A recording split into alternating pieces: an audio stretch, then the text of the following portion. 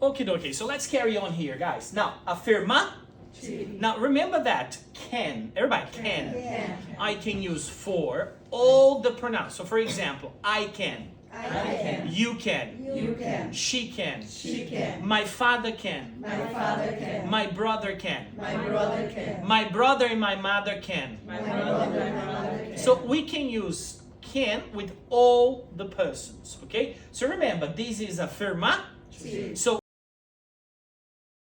when you are completing the exercises in your app, attention if it's affirmative, negative, or question. Everybody, question. Affirmative. Affirmative. Positive. Negative. See, guys, I can go to the toilet.